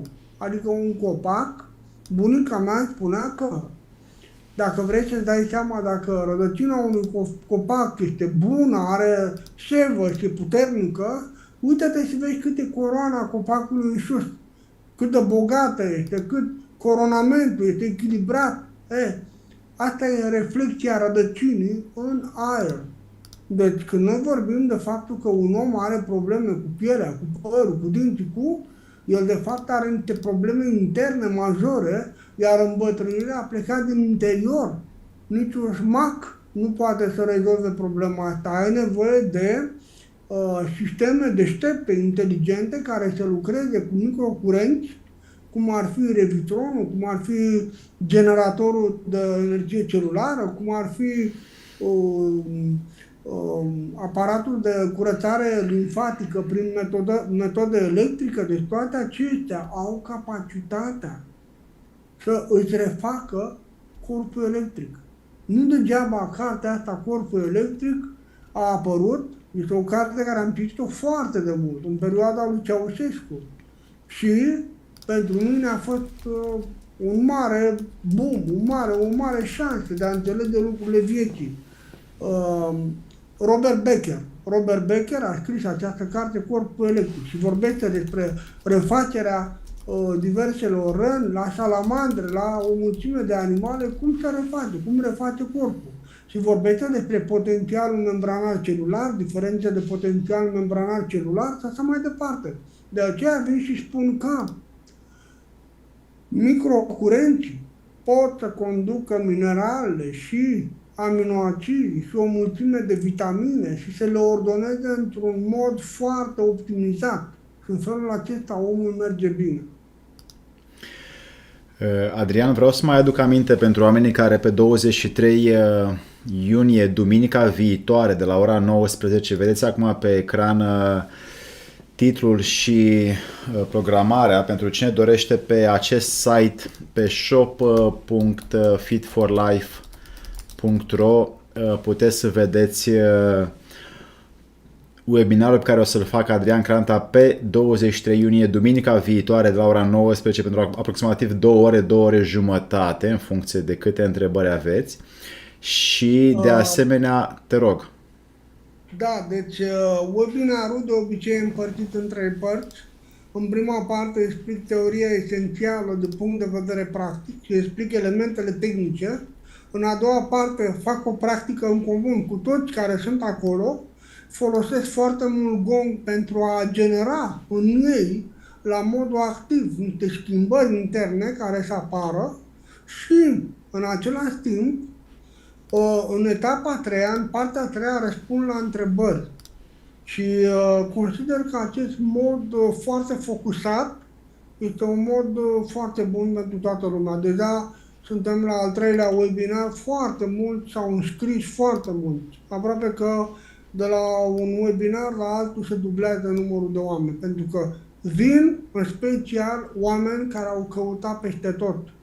Oameni din afară care au cheltuit mulți bani, au căutat zeci de ani, diverse metode.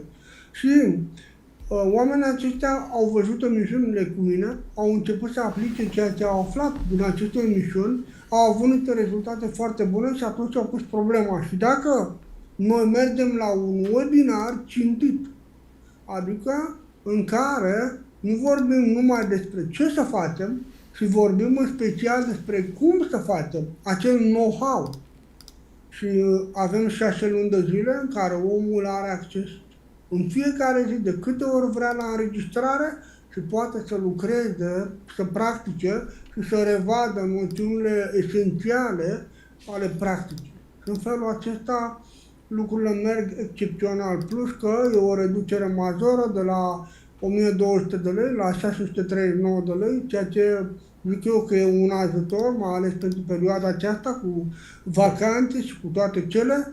Și eu cred că toți care au fost până acum la webinarii vor fi acolo, iar cei care sunteți acum și mă auziți, mulți dintre voi ați fost și deja sunteți mulțumiți, veți veni fără nicio problemă și la acest webinar.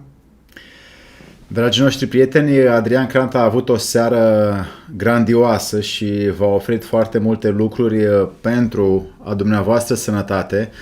Așa că verificați-le fiecare în ograda proprie să vadă în ce doze și în cât timp apare autovindecarea cu tot ceea ce s-a vorbit în această seară. Adrian, îți mulțumim enorm pentru tot ceea ce ne-ai oferit și oamenii care în continuare vor să practice pe 23 iunie de la ora 19 aveți linkul mai devreme pus shop.fitforlife.ro de unde se poate achiziționa acest webinar despre creierul, cât de sănătos și cât de puternic îl putem face noi. A fost o seară plină de foarte multe lucruri și am vorbit foarte multe lucruri pe chat. Adrian ne-a împărtășit din profunda lui cunoaștere și înțelegere pe care a căpătat-o. Așa că mai departe, pentru practicanți, pentru oamenii care într-adevăr vor să facă ceva pentru generațiile care vin după, aici este locul potrivit. Drag Adrian, îți mulțumim. Aș vrea să mai spun ceva esențial pentru oameni. Mult timp s-a vehiculat faptul că glucidele sunt cele care hrănesc creierul. Fals. În momentul în care bagi glucide, bagi dulciuri, activitatea electrică încetinește fantastic de mult în corp. Toate acestea se pot vedea începând de la monitorizarea cu un ceas până la monitorizare prin analiza diferenței de potențial membranal celular, analiza FOL, analiza testării neurovegetative, prin biorezonanță, toate acestea pot fi văzute foarte ușor. De aceea spun că chinezii au o vorbă, similarul hrănește similarul. Ce este creierul? O masă de grăsime, o masă de proteină. A, da? Da. Și atunci creierul are nevoie de grăsimi sănătoase. Că unii oameni consumă grăsimi și vegetale și animale, ok, alți oameni în contră, consumă numai grăsimi vegetale, dar, fraților, consumați, pentru că aveți nevoie de grăsimi cum nu vă puteți imagina. Grăsimile sunt elemente esențiale. Dacă noi nu știm să alegem niște grăsimi sănătoase, dar putem să avem probleme majore. Pentru că grăsimile saturate sau grăsimile care nu au capacitatea de rezistență la procesare termică, ele vor produce foarte multă acroleină, adică neurotoxină. De aceea este foarte important să înțelegem, alegerea unei grăsimi bune poate să ducă la o sănătate bună a inimii, la un nivel cardiovascular bun. Alegerea unei grăsimi și procesarea ei într-un mod neadecvat, da, ridică foarte mult riscul cardiovascular. Adică grăsimile, consumul excesiv de grăsimi saturate poate să ducă la un colesterol foarte ridicat și la probleme de puneri pe vasele de sânge. Pot Mai, apară inflamații și multe altele. mai ales cele din patiserii.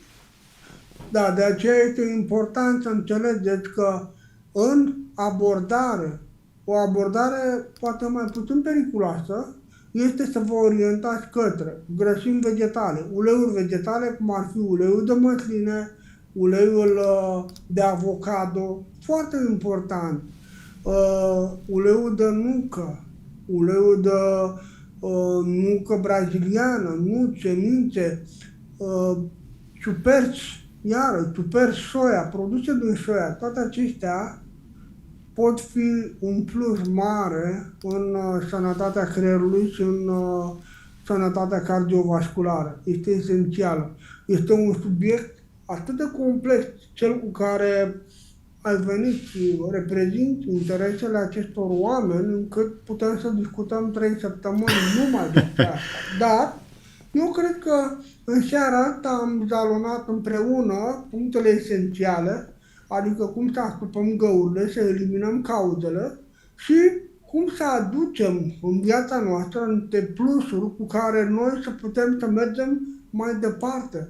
Noi suntem ca la construcția unei case. Adică avem terenul, aducem materialele, dar avem nevoie de meseriași, de meșteri și avem nevoie de un arhitect bun.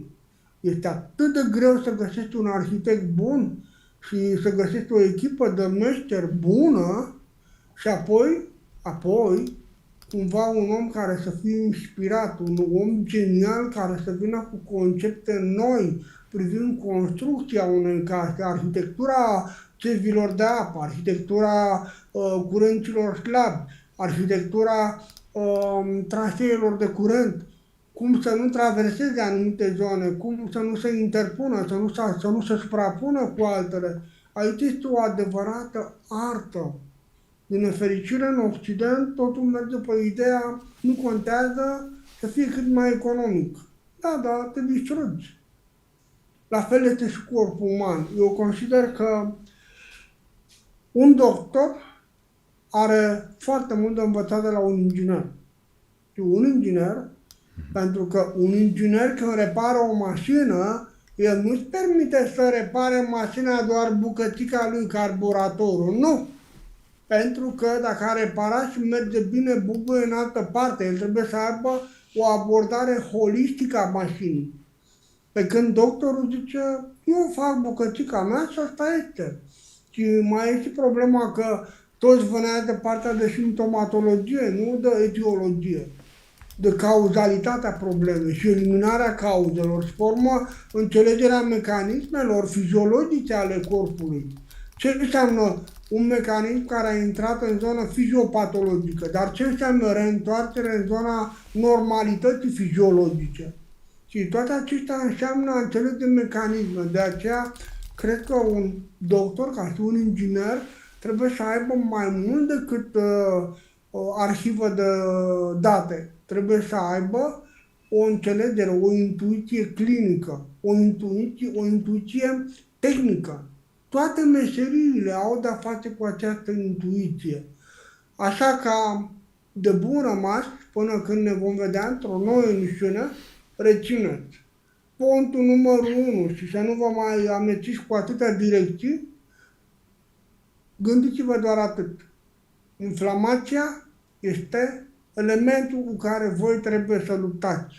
Căutați să țineți inflamațiile cât mai aproape de zero și viața voastră va fi un miracol. Dacă veți face lucrul acesta cu dantura voastră, mi-a zis doctorița că trebuie să mă spăl interdentar, cu nu știu ce, să fac spălături, să fac băi cu ce de musățel, să fac cu propolis, apoi să vin cu dusul bucal, apoi să vin cu vibrații, cu ultrasonice, apoi trebuie să fac refacerea florei bucale. Vai, ce doctor complicat, ce stomatolog complicat, vai, nu-mi place de el. Mă duc acolo în care zice, hai că te-ai reparat, du-te acasă și fă de cap. Deci, marea problemă pe care maestrii taoiști și profesorii mei o spun, nu boala e problema. clientul, pacientul este cea mai mare problemă. El are nevoie să înceapă să se educe și să se autoeduce, pentru că nimeni nu te scarpină mai bine decât propria ta mână.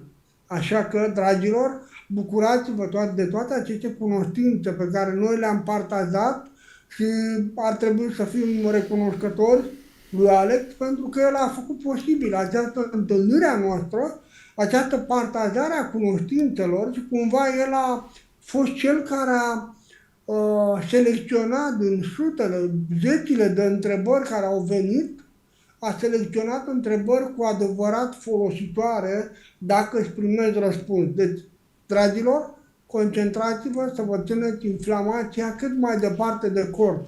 Dacă nu ai inflamații la nivelul gurii, atunci gura ta o va duce bine.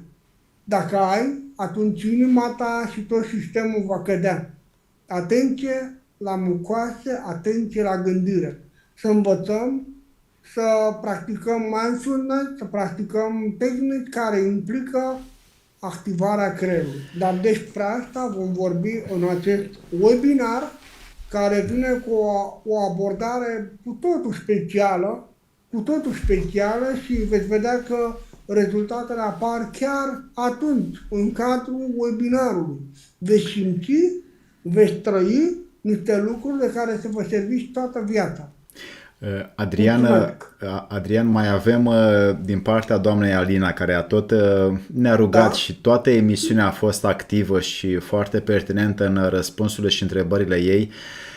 Își dorește niște recomandări de autori taoiști. Dacă poți recomanda ceva cărți despre medicina tradițională chineză și despre autorii taoiști, ce ne poți spune pe scurt? E foarte greu, pentru că majoritatea profesorilor mei sunt în China și cărțile lor sunt scrise în chineză și e greu să înveți din cărți Qigong, dar totuși, dacă un om vrea să-și facă așa cât de cât o bază de date, aș recomanda câteva cărți care sunt adaptate pentru publicul occidental, adică cumva nivelul de informație este foarte, foarte de început, anume, să zicem, Daniel Reed. Daniel Reed este un autor bun de la care puteți pleca, Mantak Chia, Stephen Chang, majoritatea mea au fost prieteni sau profesori. Cu ei am început. De acolo, apoi am plecat în China, unde am putut să învăț la academiile lor, unde efectiv intri într-un sistem academic tradițional, iar acolo sunt într-adevăr antrenamente și abordări speciale. Cei care veniți în tabără veți trăi timp de 7 zile sau 18 zile sau o lună de zile ce înseamnă să stai o lună de zile într-un program academic, așa cum se face la templu în China, ce înseamnă să fii antrenat timp de o lună de zile în acest sistem academic și ce înseamnă repartizarea cunoștințelor, dozajul efortului și practic foarte mulți vin cu aparate de măsură cu care monitorizează zi de zi schimbările care apar în corpul lor. Nu am cum să uit un om extraordinar, un om de aur care a venit cu o glicemie foarte mare și deși nu a schimbat nimic în alimentație, pentru că am grijă doar de un singur lucru, alimentația să fie făcută atunci, mâncată atunci, fără să mai fie trecută prin frigider. Și venise cu 180 glicemia și a plecat cu 82, 86 glicemia și practic a mâncat corect, a mâncat sănătos, a ținut cont de combinații și a practicat o lună de zile. Într-o lună de zile lucrurile au fost extraordinare, dar, încă o dată, elementul, miracol, ingredientul secret este credința omului. Dacă crezi, efectiv se întâmplă minuni. Și dacă în munca ta îl aduci pe Dumnezeu, se întâmplă lucruri extraordinare. Am studiat cu mai bine de 200 de profesori, atât în Occident, cât și în Occident foarte puțin, dar plecând în Orient mereu, în China, în Thailanda, Siberia, Mongolia, acolo în Himalaya am avut ocazia să cunosc și să fiu integrat în acest sistem academic de învățătură în care ai 10-20 de profesori care predau despre anumite mecanisme fiziologice cu care tu lucrezi în Qigong. Respirație, mentalul, ce înseamnă partea legată de percepția imaginativă, mintea imaginativă cu care începi și lucrezi o săptămână, poate două dacă ai probleme mari de energie, apoi cum treci de la mintea imaginativă la mintea perceptivă, da? Lucrezi 2-3 luni, poate un an, apoi cum treci de la mintea perceptivă la mintea intuitivă și apoi cum mergi mai departe. Deci toate acestea se învață în tabără. Mai sunt încă locuri, nu multe, mai sunt încă locuri.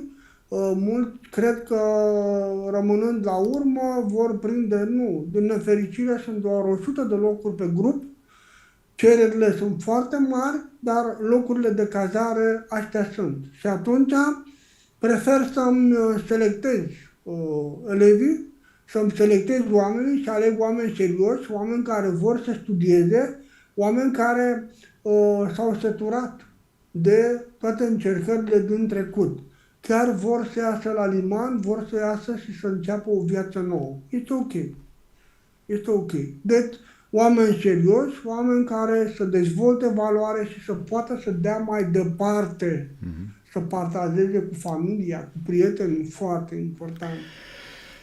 Pentru că viitorul aparține celor care implică mintea și spiritul în ceea ce fac ei, care îl implică pe Dumnezeu cu toate aceste forțe ale ierarhiei luminii în fiecare lucru pe care îl fac. Munca mea de a partaja informații a început de foarte mult timp, 86-87, la radio, articole și bineînțeles după 90 a fost un val mare de posibilități și apoi radio, televiziune și în final, odată cu cei 2 ani de vacanță, a trebuit să ies în față pentru a partaja masiv informații. Eu cred că sunt destul de puțini oameni care pot să zică, da, am urmărit toate emisiunile lui Adrian Cranta și am putut să înțeleg și să iau notițe, dar toți pot spune un lucru. Am urmărit, am aplicat, am rezultate și eu față de ieri sunt mai bun astăzi, mai aproape de natură, de Dumnezeu și de familie. Și asta contează foarte mult. Să fie într-un ceas bun și să fie binecuvântate urările și intențiile pe care le-ai spus acum, Adrian, pentru fiecare om care vede această emisiune. Adrian, ai fost astăzi un înger păzitor pentru foarte mulți dintre noi și ne-ai dăruit din harul pe care tu l-ai să cauți, să cunoști, să verifici și după aia să dăruiești. Îți mulțumim foarte mult. Foarte important. Toate aparatele pe care voi le vedeți sunt aparate cu care am lucrat, le-am studiat din 1996. De-abia după pandemie am considerat că, da, oamenii ar trebui să aibă acces la aceste aparate, să lucreze, pentru că doar prin simpla practică nu mai este suficient. Au nevoie de ajutoare, au nevoie de mecanisme prin care să-ți recalibreze creierul. Cum am spus despre Black Box sau PC Vortex. Pentru cei care fac mindfulness, PC Vagus este extraordinar. Vrei sănătate? Trebuie să înveți să te relaxezi. Vrei spiritualitate? Trebuie să înveți să te relaxezi. Și, dacă vrei să fii om, încearcă să partajezi cu oamenii care își cer ajutor. Asta e important. Adrian Cranta, îți mulțumim foarte mult pentru binecuvântările și darurile tale. Dragi prieteni, mulțumim foarte mult pentru întrebările pe care le-ați avut și pentru doldora de informații care au rulat aici pe YouTube. Dacă mai sunt alte întrebări, le vom lua din comentarii ulterior acestei emisiuni. Mulțumim foarte mult. După 2 ore de emisiune, cea mai lungă emisiune a noastră a fost astăzi, dar pentru voi și datorită vouă s-a petrecut. Mulțumim foarte mult. La revedere, prieteni. Doamne ajută! Doamne ajută. Ne vedem la webinar. La webinar pe 23 iunie la ora 19. La ora 19 vom fi într-o adevărată aventură vis-a-vis de cunoașterea creierului, lucruri care nu s-au spus până acum. Aici găsiți pe shop.fitforlife.ro detaliile de înscriere. Acolo veți practica multe lucruri. La revedere, prieteni! Noapte bună! Numai bine, noapte bună!